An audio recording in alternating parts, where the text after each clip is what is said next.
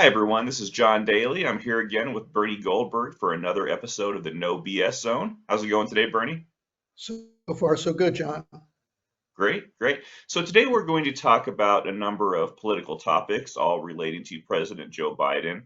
He delivered his State of the Union address last week, which I think was a bit livelier than people were probably expecting. What wasn't a surprise is that Biden thinks he's doing a really good job for the American people.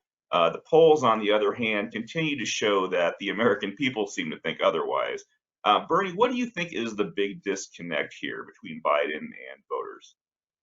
Well, let me first give you three statistics to back up what you just said. He thinks he's doing a great job. Every chance he gets, he tells the American people what a great job he's doing.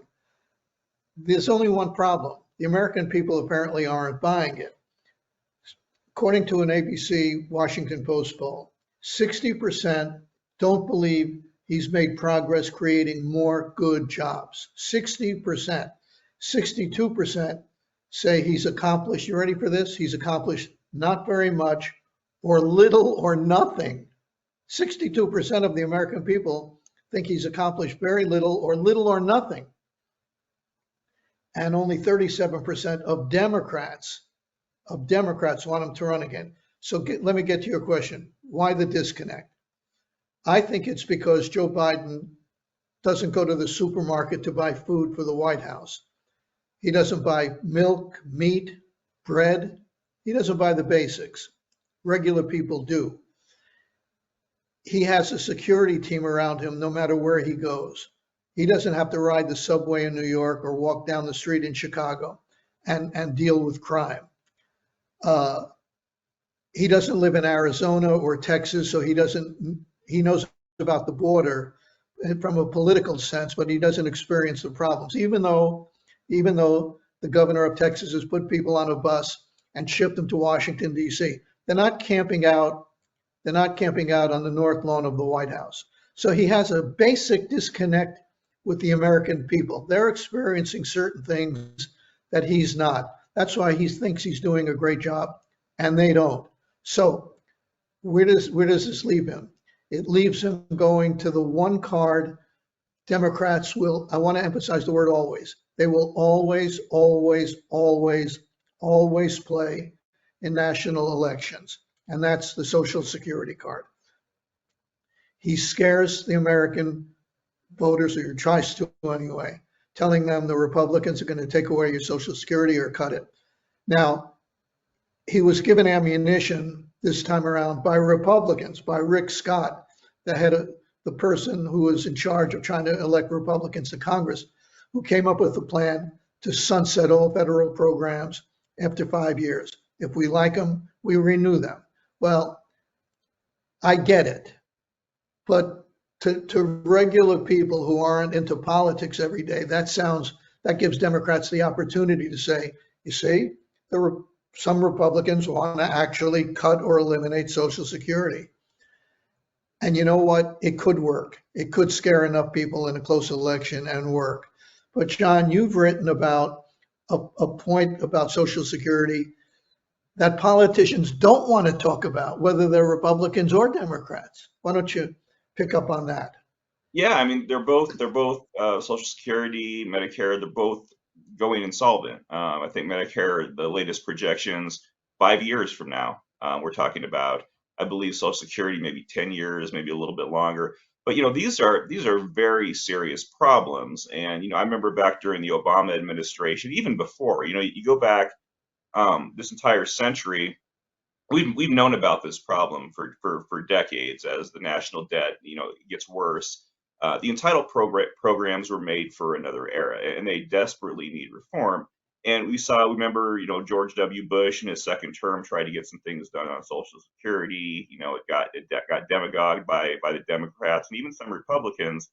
During the Obama years, Paul Ryan led a number of efforts to try and get things addressed, and he got thrown under the bus too. Remember the commercial with the grandma being pushed over the cliff.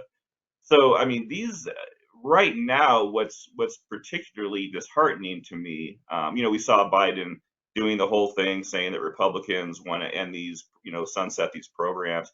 that stuff has always just driven me crazy because the Democrats have been doing that for a long time. But what's disheartening now, and this started, I think, with the Trump era, is that Republicans are just kind of giving up on the fight. They see it as too effective of a political weapon for the Democrats, so they don't really want to address this anymore. They don't want to say that they even want to touch Social Security at all now, and that's a serious problem because I mean this is gonna punch everybody in the face soon. And Right. right now, it's well, I wrote in the column. It's sort of it's funny to me now because in the Trump era, a lot of these traditional Republicans, the people like Paul Ryan, the people like Mitt Romney, the big argument against them is that they don't have courage. They're not fighters. They're not the ones that are going to do. They're the squishes. They're not going to do these tough things. And what they were trying to do was much tougher than all this culture war rhetoric that now sort of represents the Republican Party. And they've just kind of said, Republicans as a whole, that I guess we're just gonna we're not going to touch it. We'll see what happens. We hear a lot of talk about the national debt and the deficit. After this huge spending spree that happened under Trump. But at the same time, Republicans they talk about these things, but they say, well, we're not going to touch entitlements, and you can't do anything. You can't even put a dent in our debt problem unless you start thinking about making changes to entitlements. But there's a reason for this, John. The Oh yeah. reason Democrats like to use it against Republicans and the reason Republicans won't stand up and say what you just said. And it's one group that gets off too easy, I think, and that's the American voter. Voters aren't standing up and saying, yes, we demand you cut Social Security, or we demand you raise the age for recipients of Social Security, or we demand you increase taxes, although most Americans don't care if taxes go up on somebody else. You understand? As long as Right. it's not on me, I don't care if they raise taxes on you. That's so the American electorate gets off easy, I think. This thing Yeah. can't last forever. It's going to go insolvent at some point. And yet nobody has the courage to stand up and say, listen, something's got to be done. Let me say one thing about my friends in the media, who I'm having, if it's possible, less and less respect for with each passing day. You hear on Fox, and I'm glad you do, a soundbite from Joe Biden in the 1990s, Senator Biden, saying everything's on the table, including Social Security, right? You don't hear that soundbite on MSNBC, of course. And I don't think you hear it on CNN, although I'm not absolutely sure about that. And then on MSNBC, you hear, well, there were Republicans like Mike Lee of Utah, Senator Mike Lee of Utah, who wanted to eliminate Social Security. And you don't hear that on Fox. So everybody has taken sides on this issue. And while everybody is using it to their advantage, whether it's media people or politicians, the facts aren't going anywhere. And the facts are that Social Security and Medicare are in deep trouble. And unless something is done fairly quickly, we're gonna face a real crisis in a few years. I don't want to bore people who are too young to worry about Social Security. To the extent they worry about it, it's that they're not going to get it, which may be true. Let's move on to something else. Sounds good. Well, this is sort of related. You made this point before. Biden won the Democratic nomination in 2020 Right. because he was sort of deemed a safe, more moderate choice within the Democratic Party. He wasn't Bernie Sanders, who's long been upfront about wanting to absolutely explode the size of government, both through spending and intervention in Americans' lives. But as you've been saying for some time, Biden sounds a lot like Bernie Sanders, and part of it was the Social Security and the entitlement rhetoric. He's been other things he's been hitting on, which as a free market capitalist guy drives me nuts. Talking about the government banning of resort fees, imposing caps on concert ticket fees. I mean, I go to a lot of concerts, and I don't like how much I pay for them, but this so isn't the role for government. But do you agree with that? Yeah, absolutely. But if you understand one thing about Joe Biden, you understand everything you need to know. He's a lifelong politician. That's all he knows. That's what he does. He's been a politician his entire adult life, or 99% of it, his entire adult life. And politicians don't want to relinquish power. That's why it looks like, from every indication, he's going to run again. That's why his campaign slogan is going to be "Finish the job." And to do that, again, I'm taking shots at the American electorate, which may not be a smart thing for me to do, but he's promising them everything. He's promising federal government will be in every facet of their lives. Now, most people don't want that, but they like free stuff. And you mentioned a couple of things that just jumped out at me. He wants to ban resort fees. He wants to put a cap on concert tickets. He wants the federal government to ban fees for people on airplanes who want to sit next to each other. He's the president of the United States. What's he talking about this nonsense for? Well, I'll answer my own question, because he knows he's not popular with the American people. He knows the same polls that I just shared with all of you, that even 30% of Democrats don't want him to run again. So what is he going to do? He's going to promise them the world and hope it catches on. And I am not crossing any bridges yet. I think it could catch on. Don't write Joe Biden off too soon. His speech, conservatives may not like the content, but he didn't come across as senile. He didn't come across as slow. He came across as energetic. He came across in a way that nonpartisan people who don't live their lives for politics, might have liked. It ain't over till it's over, and it hasn't even begun yet, the 2024 campaign. One of the things I keep reading too, beyond Biden, like you said, there's lots of reasons why he shouldn't run, but it looks like he's going to run. And I hear a lot of people make the argument, and it sounds like it's something that's being talked, behind closed doors at the White House, where Biden sort of has this feeling that he is uniquely qualified to beat Donald Trump if Donald Trump's the nominee again. He may be right. He may be right. He might be. I'm sort of a little more doubtful. I feel like he obviously beat him once before. We know that. I've heard some people say he knows how to beat Donald Trump. I don't know. I feel like he's what's the I feel like Trump's more the issue than Biden is. I don't think it takes someone like Biden to be able to do it. And last time that he ran in 2020, he had a lot of things that were going for him besides Donald Trump. He had the pandemic was happening, and he didn't have to do a lot of campaigning at that time either. A lot of conservatives made the comment that he was hiding in his basement, but there was some truth to that. He was down in his basement. He wasn't going out. I think 4 years later, he's 4 years older. He can't rely on a formula that worked back then to work again, I think, in 2024. Right. People know Joe Biden now. Right. They will have had 4 years of him, but they also know Donald Trump in a way they didn't know him in 2016. So what constantly baffles me is that in a country of over 300 million people, we wind up with these two schmageggies running against each other. If it comes to that, if it comes to that, there's got to be two better people than Donald Trump and Joe Biden. Please, there's got to be. And I think if Joe Biden runs, and by the way, all this left-wing stuff that he's doing, Joe Biden is Bernie Sanders right now.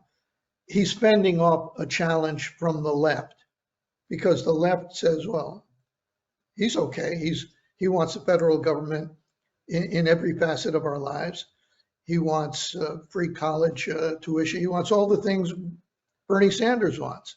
Elizabeth Warren and Bernie Sanders must be thrilled. So he's fending off a challenge from the left. As I say, Joe, as you said, actually, He ran as a moderate. He would have never won if he ran as a socialist, but he is now something resembling a democratic socialist, just like Bernie Sanders. Yeah, it's an interesting evolution for sure. So one last topic we wanted to talk about had to do with your off-the-cuff audio commentary from last week. You had talked about some prominent journalists who've been calling for an open discussion now in the newsroom. Go ahead and elaborate. If people haven't already listened to it, they should. But Mark Bernie's going to talk some more. Without going through all the detail, two journalists, one of them is a former top editor of the Washington Post, the other is a former president of CBS News, Andrew Hayward, who I worked with as a producer and worked for when he became president of CBS News.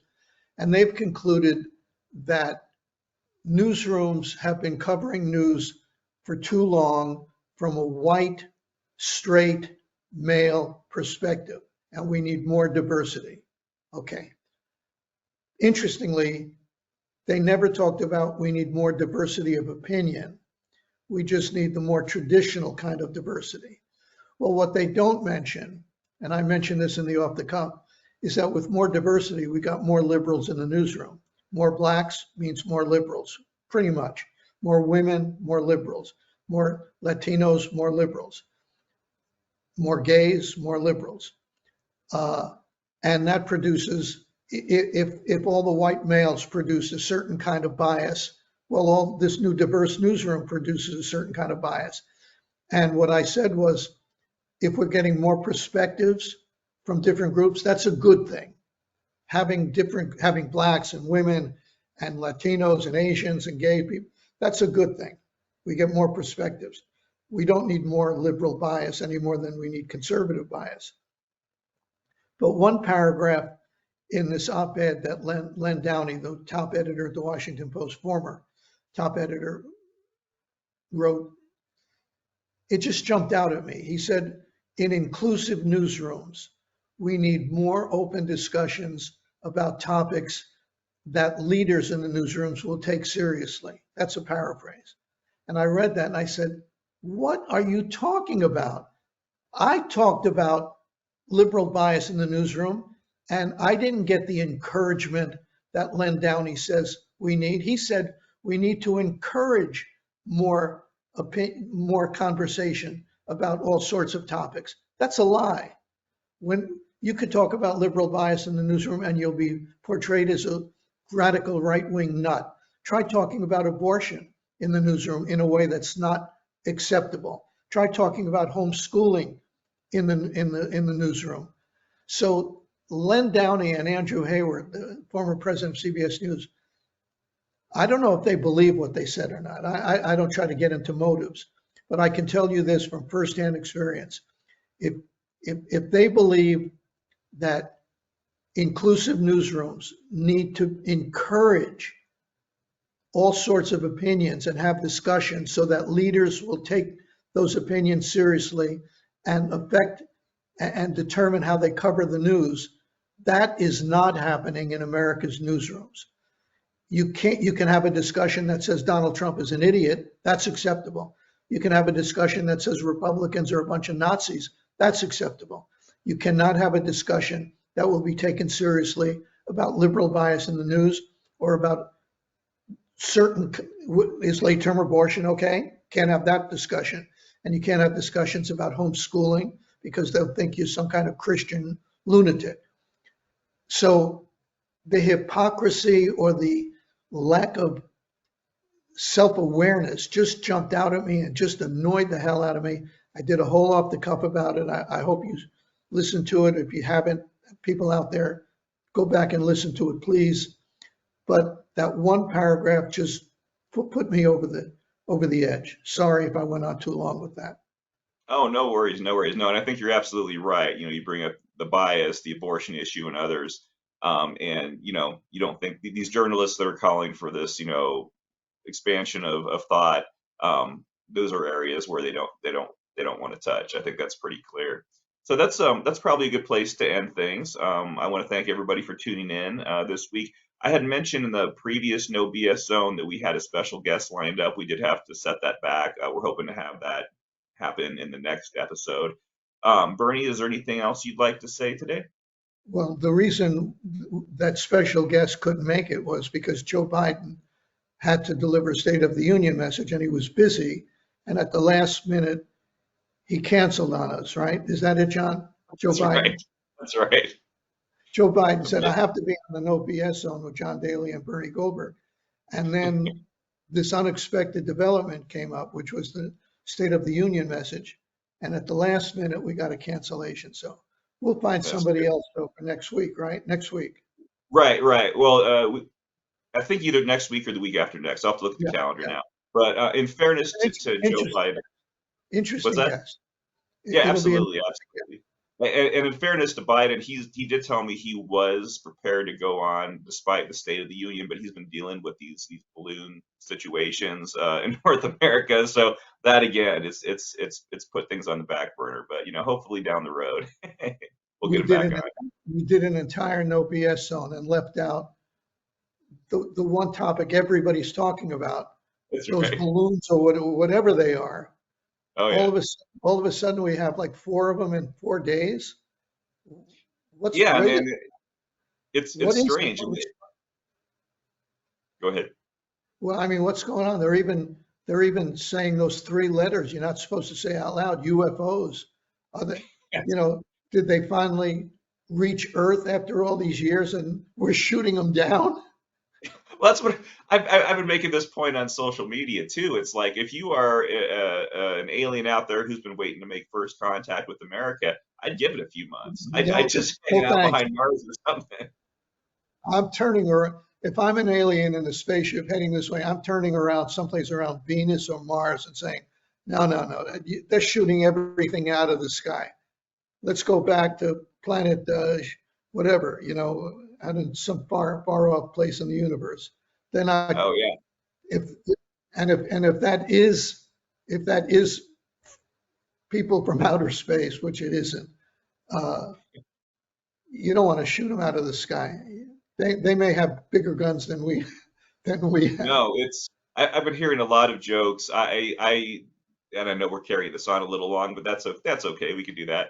I live in Greeley, Colorado, just a few miles from Fort Collins, Colorado, which is probably most famous nationally for being where Balloon Boy took off a few years ago. The Balloon Boy hoax that everybody was glued to their televisions over. That was an amazing story, and I wouldn't put it again. I wouldn't be surprised if the guy that was behind that, the dad, was up there in Alaska doing this right now. But, you never know. That was a strange thing, and this is a strange thing, and hopefully we'll get more answers here in the near future.